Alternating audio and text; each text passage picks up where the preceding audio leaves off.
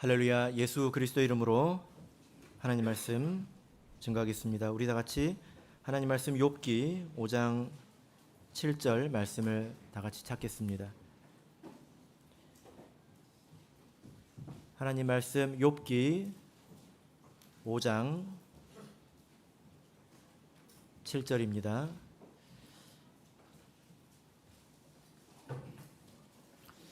네, 우리 다 같이 말씀을 읽도록 하겠습니다. 욥기 5장 7절 읽겠습니다. 시작. 인생은 고난을 위하여 났나니 불티가 위로 나름 같으니라. 아멘. 네, 오늘 이 시간은 의미 없는 고난은 없다라는 제목으로 하나님 말씀을 전하도록 하겠습니다. 다윗이 수금을 연주하면 악귀가 물러났습니다. 아름다운 소리로 드리는 찬양에는 큰 힘이 있다는 것이죠. 성경을 보면 이렇게 찬양 가운데 하나님께서 임재하시고 또 역사하시고 그 뜻을 알려주시는 경우가 또 종종 나옵니다. 그래서 우리도 지금 이렇게 찬양을 사랑하고 또 찬양하기를 좋아하고 특별히 악기로 하나님께 경배하는 것을 좋아하죠. 대표적으로 바이올린이라든지 첼로라든지 다윗처럼 이렇게 현악기로 하나님을 찬양하기도 합니다. 또 대중적으로는 또 기타라는 악기가 있죠. 제가 기타를 이렇게 배워본 적이 있습니다. 기타를 치려면 쇠로 된 줄을 손으로 이렇게 눌러야 합니다. 그러면 처음에는 아주 아픕니다. 왜냐하면 쇠로 된 줄을 꼭 눌러야 되기 때문에 시간이 지나면 손가락에 이렇게 굳은 살이 이렇게 배깁니다. 그럴 정도로 손이 이제 아프다라는 거죠. 맑은 소리를 내려면 어떻게 해야 되는지 아십니까? 몇 번이고 이 굳은 살이 생겼다가 사라지고 생겼다가 사라지고 이게 몇 번이 반복이 돼야 합니다. 그러면 이제 나중에는 제법 좋은 소리가 나죠. 기타를 제가 이렇게 배워본 적이 있는데요. 제가 이렇게 기타를 잘 치시는 분들을 보면 아무렇게나 막 쳐도 좋은 소리가 나던데 저는 안 그러더라고요. 왜 그럴까요? 이유가 있습니다. 눌러야 할 곳을 눌러야 됩니다. 초보들이 많이 하는 실수가 뭐냐면, 저를 비롯해서 초보들이 많이 하는 실수가 뭐냐면 눌러야 할 곳을 누르지 않고 엉뚱한데 이렇게 손이 닿으면 음악 소리, 아름다운 소리가 나는 게 아니라 거의 소음에 가까운 그런 소리가 나게 되죠. 그러나 이제 그런 고통을 이겨내고 또 그런 과정을 거쳐서 이제 아름다운 소리를 조금씩 내게 되는 것입니다. 여기에는 고통이 따른다는 것입니다. 우리가 사는 인생도 마찬가지인 것 같습니다. 손가락이 아파야 기타가 소리를 내지 않습니까? 이제 그런 것처럼 우리 인생은 저마다 아름다운 소리를 내는데 고난을 통해서 그 소리가 나는 것 같습니다. 그런 생각 해보셨습니까? 고난을 통해서 그 사람의 아름다운 것이 또 보인다라는 것입니다. 우리가 고난받기를 원하지 않지요. 그러나 또한 우리가 알고 있지 않습니까? 고난이 없는 인생은 있을 수 없다. 또 고난이 없어서는 또 안 된다라는 것을 우리가 너무나 잘 알고 있습니다. 그래서 오늘 읽으신 이 욥기 5장 7절을 보면 인생은 무엇을 위해서 났다고 말하고 있습니까? 인생은 얼마나 고난이라고 하는 것이 자연스러운지 마치 고통받기 위해서 태어난 것처럼 고난이라고 하는 것이 자연스러운 것이다. 이렇게 말씀하고 있지 않습니까? 우리가 모닥불을 지피면 불티가 어떻게 합니까? 하늘로 이렇게 올라가잖아요. 그죠? 그것이 아주 자연스러운 것이지 않습니까? 그런 것처럼 우리가 살아가면서 고난 겪는 것이 되게 이상한 일 같지만 곰곰이 생각해 보면 그것은 아주 자연스러운 일이다 라고 오늘 말씀에서 이야기하고 있습니다. 그래서 이 고난이라고 하는 것은 우리 신앙에 있어서 아주 중요한 주제이고 또 우리가 종종 듣고 또 배우는 그런 말씀인데요. 우리가 이미 알고 있습니다. 때로는 어떤 고난은 피해야 되고 또 어떤 고난은 우리가 받아야 한다라는 것을 우리가 알고 있죠. 여기에 문제가 생기면 어떻게 될까요? 사람 사는 게 다 그렇지. 그러면서 그냥 모든 고난을 다 받아들이는 것은 좀 어리석은 것 아니겠습니까? 그럴 필요가 없거든요. 그런데 또 어떤 경우에는 내가 왜 이런 고통을 받아야 되지? 하고 고난 찾아오는 것을 이상하게 여기고, 그리고 무조건 회피하려고만 한다면 그런 사람의 인생은 오히려 더 고통스럽지 않을까, 이렇게 생각이 됩니다. 그래서 우리는 오늘 하나님 말씀을 통해서 우리 사람의 인생에 어떤 종류의 고난이 찾아오고 그때 우리는 어떤 태도로 그 고난을 대해야 되는지 우리가 같이 말씀을 통해서 찾아보도록 하겠습니다. 자, 먼저 우리가 생각해야 될 고난 1번이 무엇일까요? 네, 이것은 스스로 자초한 고난이죠. 자, 야고보서 1장을 보겠습니다. 야고보서 1장입니다. 야고보서 1장 14절입니다.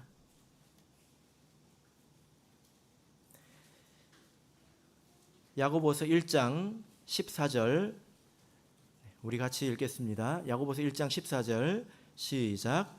오직 각 사람이 시험을 받는 것은 자기 욕심에 끌려 미혹됨이니. 우리가 우리 인생에 고난이 오면 도대체 이게 무엇인가 우리가 생각을 해봐야 될 텐데, 첫 번째는 이것입니다. 죄로 말미암아서, 욕심으로 말미암아 스스로 자초한 고난이 있다는 것입니다. 사람이 욕심이 생기면 미혹되게 되고, 그래서 잘못된 선택을 하게 되고 그걸로 말미암아서 시련을 당하게 됩니다. 이것은 아주 자연스럽고 또 상식적인 거죠. 예를 들어서 어떤 사람이 식탐이 있어가지고 밥을 한 그릇, 두 그릇 거기서 멈추는 게 아니라 세 그릇, 네 그릇, 다섯 그릇, 여섯 그릇 먹으면 어떻게 되겠습니까? 배탈이 나겠죠. 그리고 좋은 음식을 먹어야 되는데 아무거나 막 먹으면 어떻게 되겠습니까? 당연히 병이 생기겠죠. 그죠? 이런 고난은 어떤 의미가 있습니까? 제가 예를 들어서 말씀을 드린 것인데, 이런 고난에는 어떤 의미가 있습니까? 그만 좀 먹어라 라는 의미가 있죠. 그죠? 아무런 의미가 없다는 것입니다. 이런 고난은 하나님과 상관이 있을까요? 제가 먹는 것 가지고만 이야기했지만 우리가 취하는 것이 모두가 다 이렇습니다.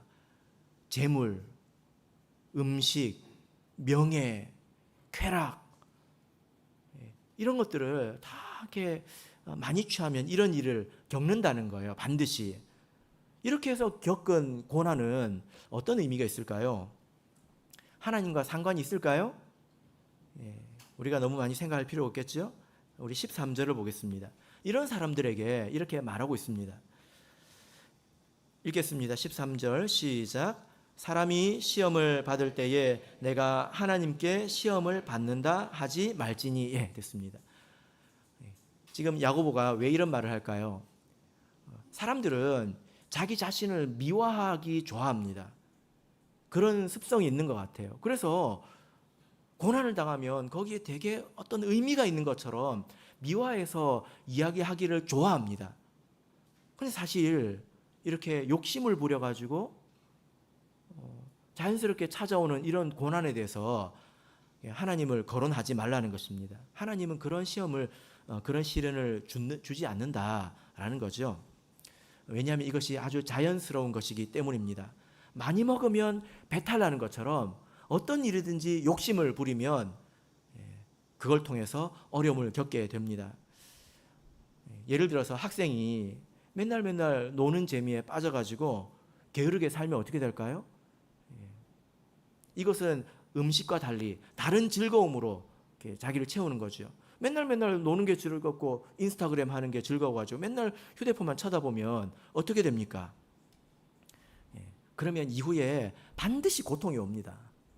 반드시 고통이 옵니다. 이것은 배탈 나는 것처럼 되게 자연스러운 거예요. 그런데 이런 이야기도 있더라고요. 뭐 꼴찌만 아니면 되지. 꼴찌만 아니면 되지. 정말 영성이 뛰어난 것 같습니다. 그런 말을 하는 걸 보면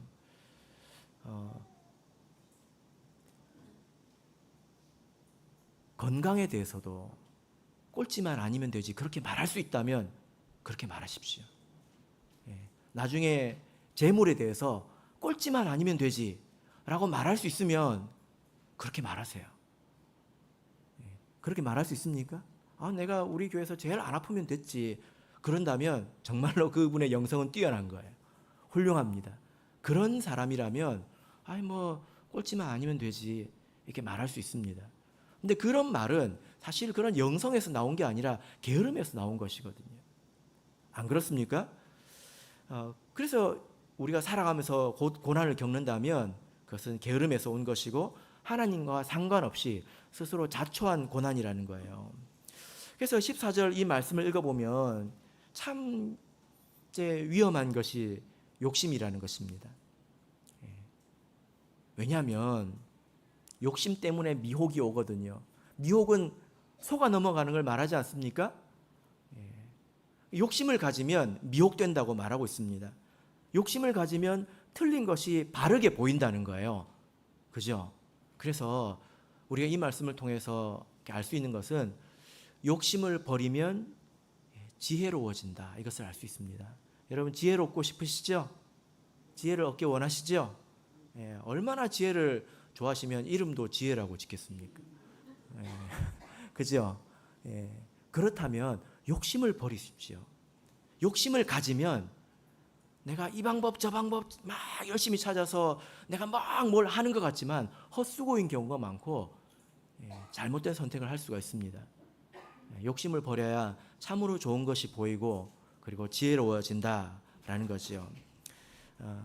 욕심이 있는 사람은 이 정도는 욕심이 아니야 라고 말합니다. 그게 욕심이 참 위험한 것입니다. 그래서 사람이 욕심을 가지고 나쁜 선택을 하면 이렇게 스스로 고난을 자초하는데요, 때로는 하나님께서 매를 때리시기도 합니다. 그런 고난이 있기도 하지요. 세상에서는 허용되는 것들 가운데서 하나님의 백성에게는 허용되지 않는 것들이 있습니다. 그런 일을 택하고 그런 일을 할 때에 하나님께서는 하나님의 자녀들, 백성들을 그냥 두시지 않습니다. 예를 들면 어떤 것이 있습니까? 우상 숭배, 이런 것들이 있죠. 또 안식일을 지키는 것, 이런 것들이 있습니다. 세상 사람들에게는 아무것도 아닌 일이지만 그러나 하나님의 백성에게는 허용되지 않고 하나님께서 기뻐하시지 않습니다. 그리고 하나님께서 때로 진노하신다는 것을 우리가 성경을 통해서 알 수 있습니다. 다윗과 같은 그런 예가 있죠. 다윗이 자기의 충성된 종을 죽이고 또 이쁜 여자를 취했습니다. 그런데 세상에는 권력자가 이런 일을 하는 것이 자주 있는 일이지 않습니까? 그죠? 그러나 하나님께서 다윗의 경우에는 그냥 넘어가시지 않았다는 것입니다. 그래서 우리는 하나님의 자녀라는 것을 꼭 기억해야 되겠습니다. 그러면 하나님께서 우리를 그냥 두시지 않는다라는 것을 우리가 믿을 수 있는 거죠. 자, 여러분, 그래서요, 우리 삶에 어떤 어려움이 있고 고난이 있을 때 첫 번째로 해야 되는 일이 무엇입니까? 자기를 돌아보는 것입니다. 자기를 돌아보는 것.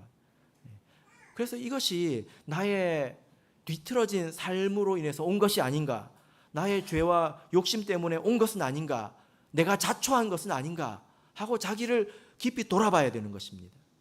그런데요, 이게 참 어려워요. 왜 그럴까요? 경험적으로 제가 보면 이것을 깨닫는 것은 정말 큰 은혜입니다. 자기의 잘못을 깨닫고 회개하고 돌아오는 것은 정말 하나님의 큰 은혜입니다. 자기의 잘못을 깨닫고 돌이키기보다는 뭐가 더 쉽냐면 다른 사람은 다 아는데 나만 모르기가 쉬운 것 같아요. 그러기가 쉽습니다. 그래서 제가 곰곰이 생각해 봤어요. 왜 이게 이렇게 어려울까 생각을 해보니까요, 이것도 욕심이고요, 또 자기가 잘 알 것 같으면 그런 잘못을 하지도 않습니다. 무지하다는 것입니다. 그리고 자존심의 문제도 있어요. 자기의 지난 날의 삶을 부정해야 되고 그러지 않습니까? 그래서 이것은 또 양심의 문제이기도 하다는 것입니다. 그래서 자기의 과거에 예를 들어서 어떤 삶을 또 혹은 어떤 열심, 자기의 선택 이런 것들을 부정하는 것이 결코 쉬운 게 아니에요. 남 탓하기가 쉽고 그렇지요. 그래서 하나님께서 고난을 주시는 겁니다. 사람은 그래야 생각하거든요. 그래서 고난이 올 때는 무엇을 첫 번째로 해야 합니까? 자기를 돌아보는 것입니다. 깊이 돌아보는 것입니다. 이게 첫 번째예요. 내가 하나님을 바르게 섬겼는지, 하나님의 뜻과 맞지 않게 선택한 것은 없는지, 이것이 첫 번째라는 것입니다. 그러나 여러분, 모든 고난이 다 죄로 인해서 온 것은 아닙니다. 죄에 대한 어떤 징계로서 온 것은 아닙니다. 맞습니까? 예. 만약에 모든 고난이 죄 때문에 온 것이라면 고난 당하는 순서가 곧 죄의 순서겠죠. 그죠? 그런데 그렇습니까? 꼭 그렇지는 않잖아요. 그죠? 상당히 그렇습니다. 그런데 꼭 그렇지는 않아요. 그죠? 자, 우리 하나님 말씀을 보겠습니다. 예레미야서 14장을 보겠습니다.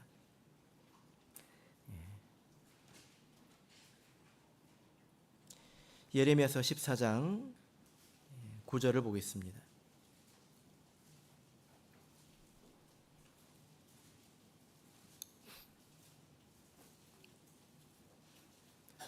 예레미야서 14장 9절 읽겠습니다. 시작.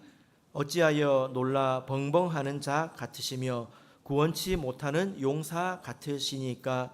여호와여, 주는 오히려 우리 중에 계시고 우리는 주의 이름으로 일컬음을 받는 자요니 우리를 버리지 마옵소서.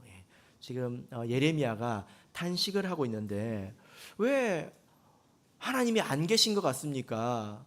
왜 악을 행하는 자들이 득세하고 하나님을 바르게 믿는 사람들이 고난을 당하고 있습니까? 이렇게 말을 하고 있습니다. 그래서 우리가 이런 말씀을 통해서 보자면 고난은 죄로 인해서만 오는 것은 아니다. 다른 의미의 고난이 있구나. 이것을 우리가 알 수 있죠. 그죠? 어떤 의미의 고난이 있을까요? 바로 우리 성도를 단련하는 그런 고난이 있다는 것입니다. 이것이 두 번째입니다. 베드로전서 1장 6절을 보겠습니다. 베드로전서 1장입니다. 베드로전서 1장 6절 7절을 보겠습니다.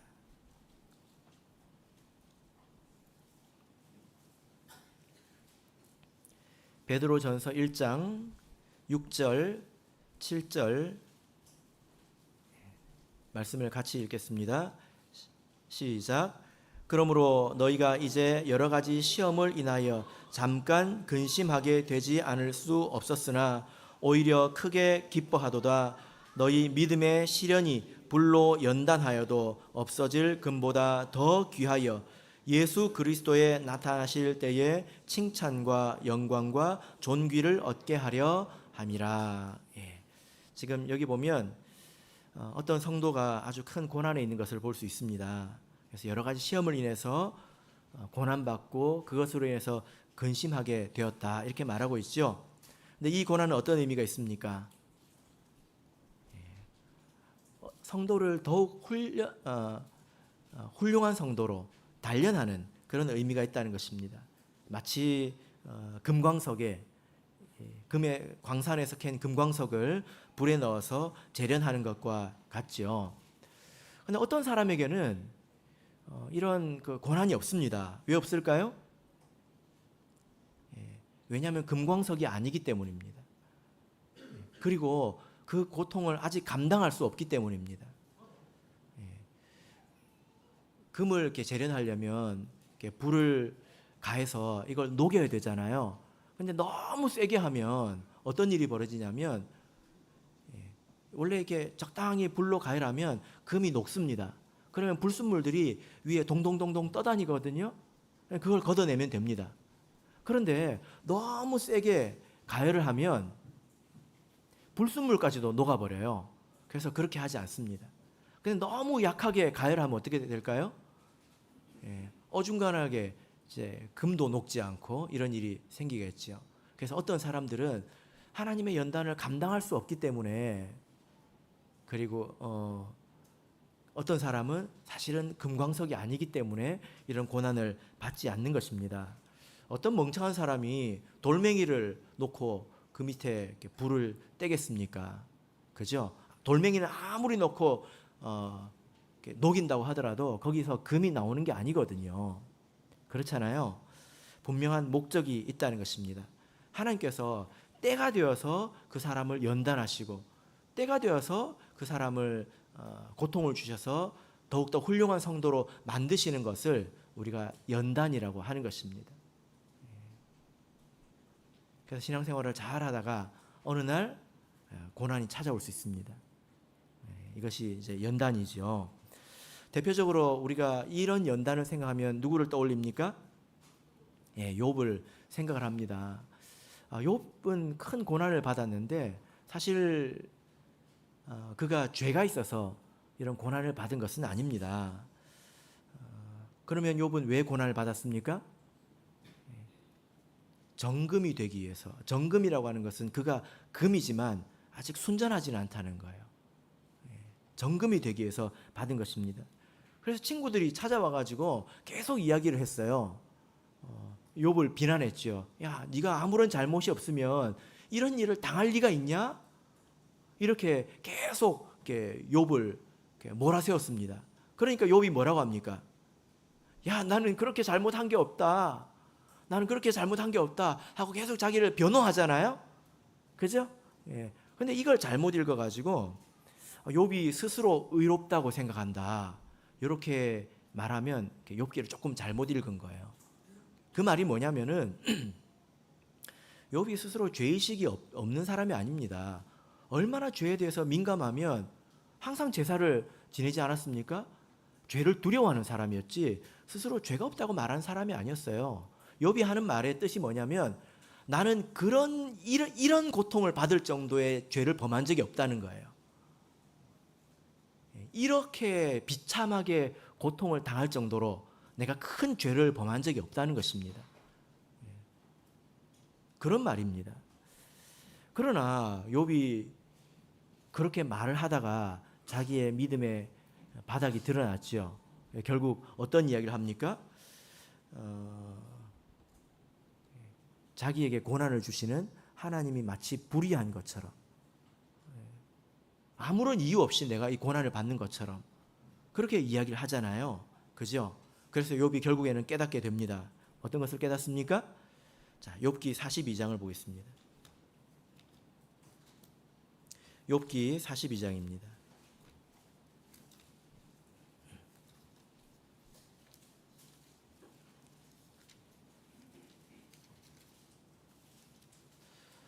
욥기 42장 3절 4절을 보겠습니다. 2절부터 4절까지 보겠습니다. 욥기 42장 2절부터 4절 읽겠습니다. 시작. 주께서는 무소불능하시오며 무슨 경영이든지 못 이루실 것이 없는 줄 아오니 무지한 말로 이치를 가리우는 자가 누구이니까 내가 스스로 깨달을 수 없는 말을 말하였고 스스로 알 수 없고 헤아리기 어려운 일을 말하였나이다. 내가 말하겠사오니 주여 들으시고 내가 주께 묻겠사오니 주여 내게 알게 하옵소서. 이제 욥이 이걸 알았다는 것입니다. 욥의 신앙이 어떤 면에서 달라졌을까요? 욥은 어떤 면에서 세상의 이치를 다 아는 것처럼 그리고 다 내가 하기 나름인 것처럼 그러니까 빈틈없이 살아야 되는 것처럼 이렇게 생각을 했던 거지요.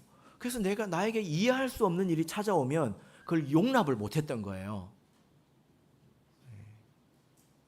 그러나 이제 내가 모르는 일이 많고 하나님께서는 내가 모르는 곳에서 많은 일들을 주관하시고 행하시는구나. 이걸 이제 알고 깊이 받아들이게 됐다는 것입니다. 이것이 욥의 신앙이 완전히 달라진 것입니다. 여러분, 우리의 신앙이 성장하고 자라야 되는데요. 바로 이 문제에 하나의 관문이 있습니다. 하나의 벽이 있지요. 이것을 넘어서야 합니다. 때로는 우리가 하나님을 믿는데 우리의 신앙이 박제 신앙인 것 같다라고 느낄 때가 있습니다. 박제가 뭡니까? 짐승을 이렇게 속을 파가지고 겉은 살아있는 것처럼 보이지만 눈도 부리부리하게 뜨고 있고 살아있는 것처럼 보이지만 사실은 죽어 있고 움직이지 못하는 그런 것을 말하지 않습니까? 그게 박제죠. 우리의 신앙이 박제 신앙이라고 할 때는 이런 것을 말하는 것입니다. 하나님께서 세상을 주관하신다라고 믿는데 실제로는 그렇게 믿지 못하는 것입니다. 하나님께서 모든 것을 다 허락하시고 주관하신다라고 믿는데 실제로 보면 안절부절하는 거예요.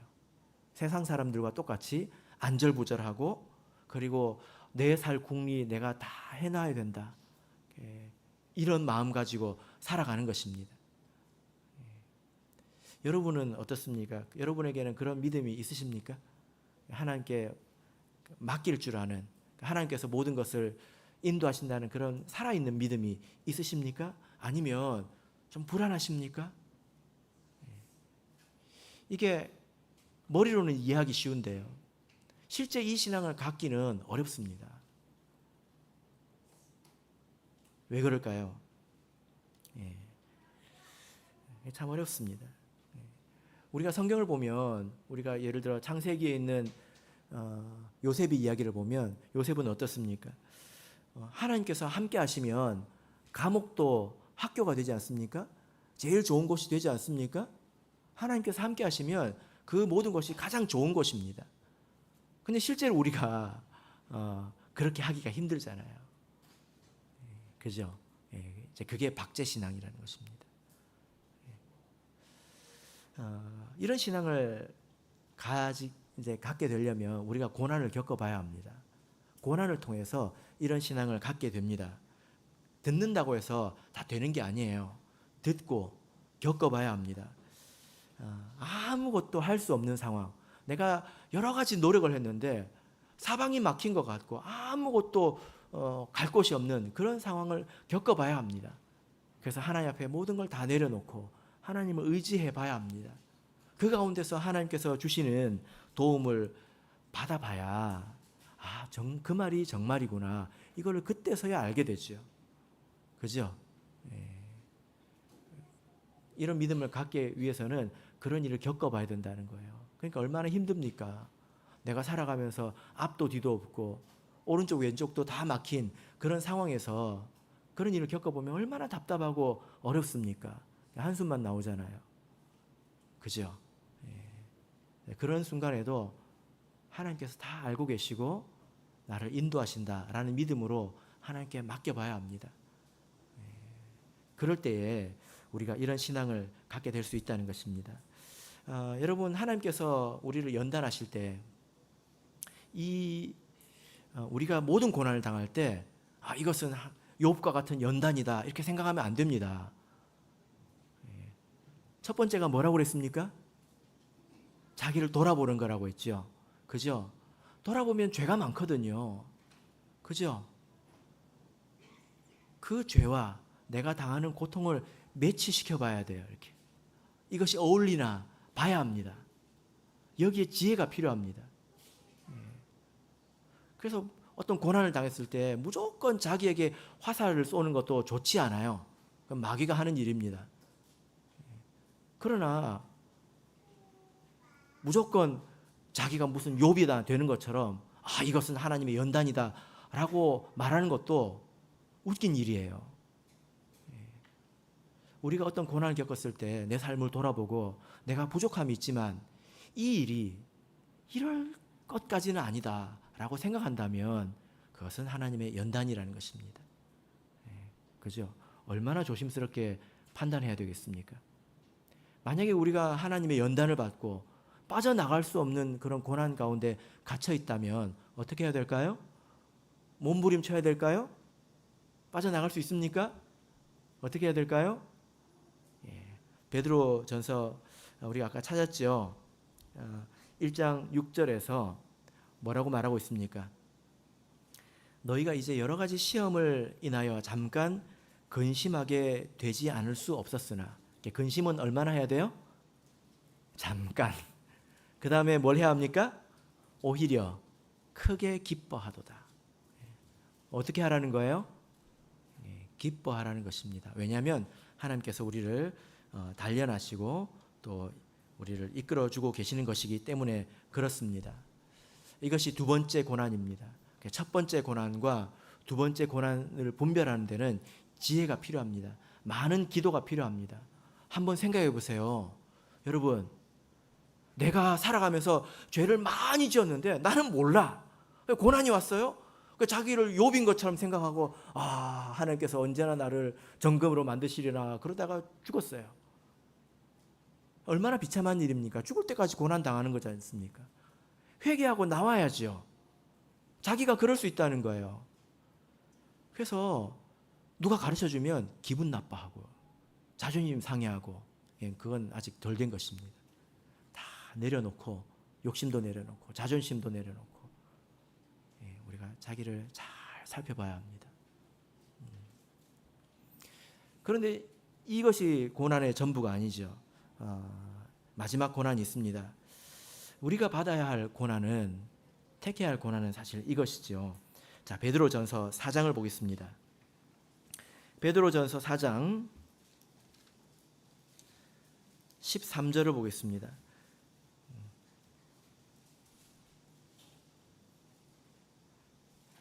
베드로전서 4장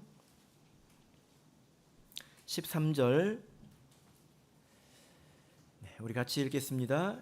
시작. 오직 너희가 그리스도의 고난에 참여하는 것으로 즐거워하라. 이는 그의 영광을 나타내실 때에 너희로 즐거워하고 기뻐하게 하려 함이라.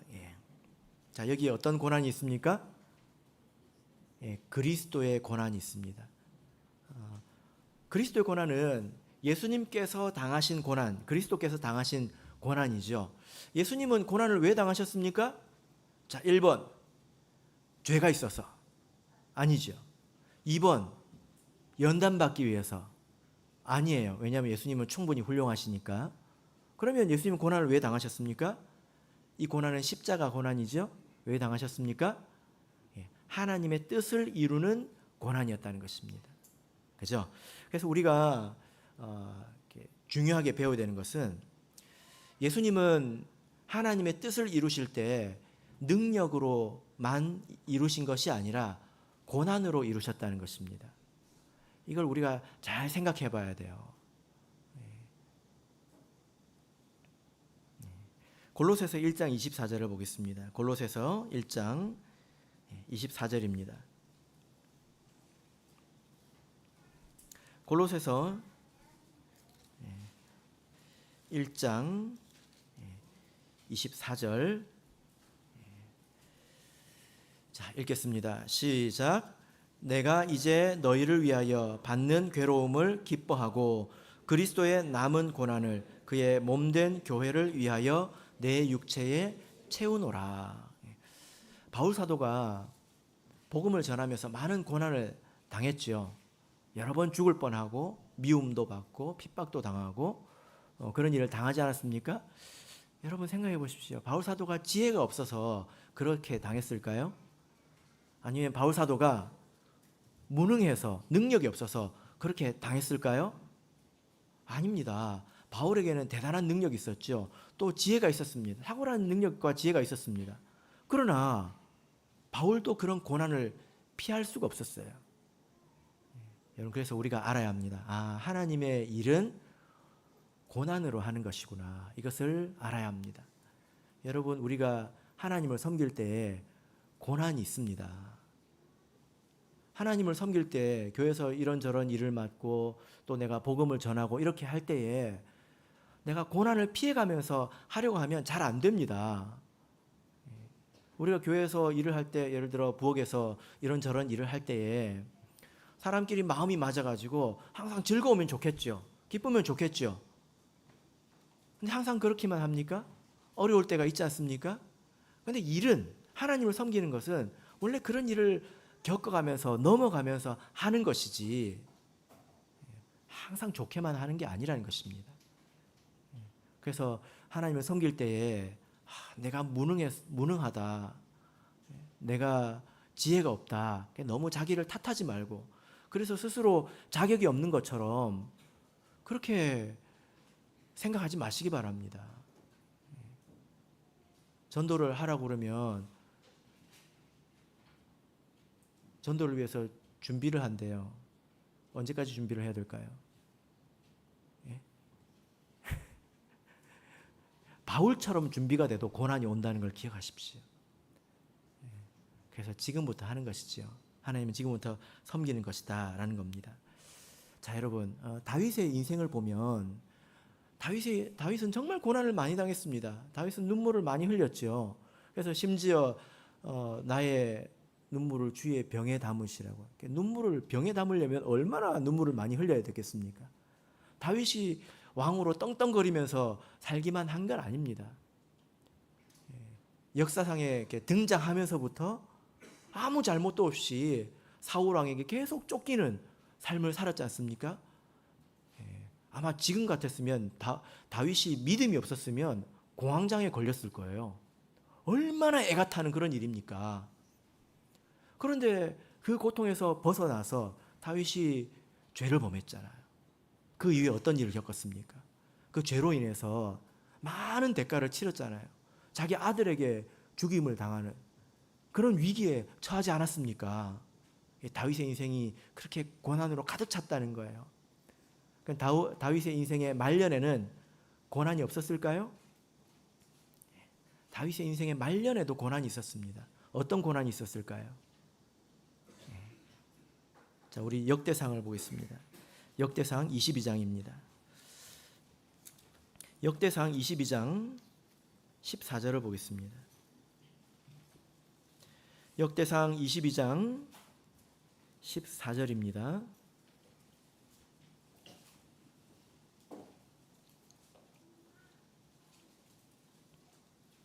역대상 22장 14절. 자, 읽겠습니다. 시작. 내가 환난 중에 여호와의 전을 위하여 금 10만 달란트와 은 100만 달란트와 놋과 철을 그 중수를 셀 수 없을 만큼 심히 많이 예비하였고 또 제목과 돌을 예비하였으나 너는 더할 것이며. 다윗이 여호와의 전을 위해서 성전 건축을 위해서 준비를 했는데 언제 준비를 했다고 하고 있습니까? 환난 중에 준비를 했다고 하고 있습니다. 이것은 다윗이 무슨 환난 중에 이것까지 했냐 그게 아니라 하나님의 전을 건축하는 그 일을 마치 고난 당하듯이 했다는 거예요. 시편 132편을 보겠습니다. 여기에 보면 이제 조금 더 자세히 나와 있는데요. 시편 132편 1절에서 5절입니다. 시편 132편 1절에서 5절. 자, 읽겠습니다. 시작. 여호와여 다윗을 위하여 그의 모든 근심한 것을 기억하소서. 저가 여호와께 맹세하여 야곱의 전능자에게 서원하기를 내가 실로 나의 거하는 장막에 들어가지 아니하며 내 침상에 오르지 아니하며 내 눈으로 잠들게 아니하며 내 눈꺼풀로 졸지 아니하기를 여호와의 처소 곧 야곱의 전능자의 성막을 발견하기까지 하리라 하였나이다. 자, 여기 보면 하나님의 전을 이루기까지 자기 스스로 괴롭게 하고 거기에 마음을 쏟는 것을, 그것을 위해서 근심하는 것을 볼 수가 있습니다. 때로는 이런 경우가 있습니다. 교회에서 하나님을 섬기면 이런저런 스트레스가 있죠. 그죠? 그래서 나 안 해. 이제. 그런데 원래 그런 것입니다. 그러나 그 일을 기쁘게 받아들이는 것입니다. 왜냐하면 예수님도 그렇게 일을 하셨고, 그리고 바울도, 다윗도 그 모든 일을 그렇게 하셨기 때문이죠. 우리 하나님의 나라는 이런 고난을 통해서 세워져 가는 것입니다. 제가 처음 이렇게 부임한 곳이 목포 교회였는데 그 교회 초창기에 권순도 목자님이라고 하는 분이 계셨습니다. 아신 분들이 여기 많이 계실 텐데요. 그분이 이제 돌아가셨을 때 이빌린 목자님께서 이렇게 조서를 적으셨습니다. 그분을 기억하면서 이렇게 글을 적으셨는데 제가 그걸 보니까 옛날에는 난방도 잘 안 됐잖아요. 그죠? 예. 벽에 구멍이 나서 황소 바람이 들어오는데 겨울에 방이 얼마나 추웠는지 그 목자님이 난방도 제대로 되지 않는 곳에서 지내시는데 너무 추워서 잠을 잘 수가 없는 거예요. 그래서 바닥에 책을 깔고 주무셨대. 그래서 제가 책 높이가 다 같지 않잖아요. 울퉁불퉁했을 거 아닙니까? 얼마나 추웠으면 그렇게 해서 주무셨을까?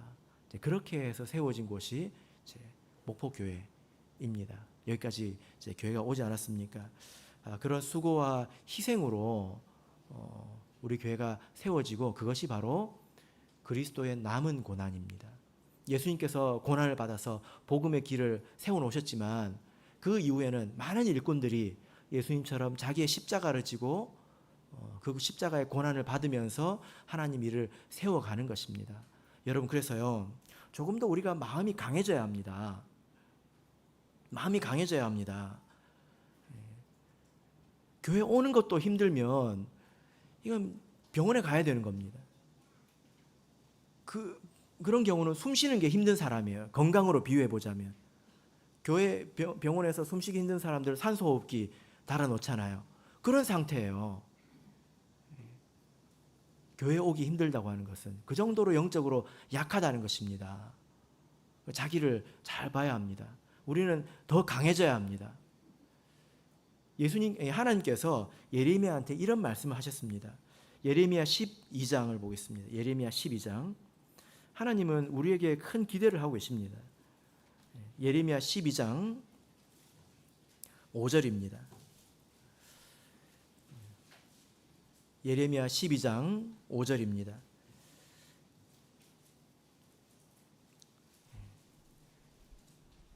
자, 읽겠습니다. 시작. 내가 보행자와 함께 달려도 피곤하면 어찌 능히 말과 경주하겠느냐. 내가 평안한 땅에서는 무사하려니와 요단의 창이란 중에서는 어찌 하겠느냐. 여러분, 이 말씀을 하나님이 언제 주셨을까요? 불평할 때 주셨습니다. 저도 그렇지만 우리가 어떤 일을 하다 보면 불평이 나올 때가 있잖아요. 힘들다, 잘 안 된다, 그리고 누구를 탓할 때가 있지 않습니까? 그렇게 해서 하나님께 기도하면 하나님께서 이렇게 말씀하십니다. 야, 너 그것밖에 안 되냐? 이 말은 기분 나쁜 게 아니라 우리를 높여주는 말이죠. 너는 그것보다 훨씬 더 훌륭한 사람이고 이겨낼 수 있는 사람이고 극복할 수 있는 사람이다. 그래서 보행자와 걷는 사람과 함께 걸어도 피곤하면 나중에는 말과는 어떻게 경주를 하려고 그러냐. 우리는 어떤 사람이라는 것입니까? 말과도 경주할 수 있는 그런 사람이라는 거잖아요. 마치 예수님께서 세상이 감당할 수 없는 그런 삶을 살아가셨던 것처럼 우리가 하나님을 섬길 때 정말 단단하게 섬길 수 있다는 것입니다. 하나님께서 우리에게 그런 은혜를 주신다는 거죠. 여러분, 그래서 스스로 너무 나약해지지 마시고 우리는 말과도 경주해서 이길 수 있는 사람이다. 이런 작은 일에 내가 마음이 흔들릴 것이 아니다 하고 스스로의 마음을 강하게 하십시오. 단단하게 하십시오. 우리가 이런 고통을 받아들이지 않겠습니까? 세 가지 중에 택하라고 하면 여러분은 몇 번을 택하시겠습니까? 어차피 우리의 인생은 고난이 불티로 나른 것 같습니다. 고난을 위해서 난 것과 같습니다. 언제까지 우리가 죄로 인해서 매맞고 살겠습니까? 우리가 언제까지 연단만 받고 있겠습니까? 우리가 일어나서 다윗이 노년에 하나님의 나라를 위해서 애써 수고한 것처럼 우리도 그렇게 살아야 되지 않겠느냐라는 것입니다. 바라옵기는 오늘 이 말씀을 통해서 마음을 강하게 하시기를 예수 그리스도 이름으로 축복합니다.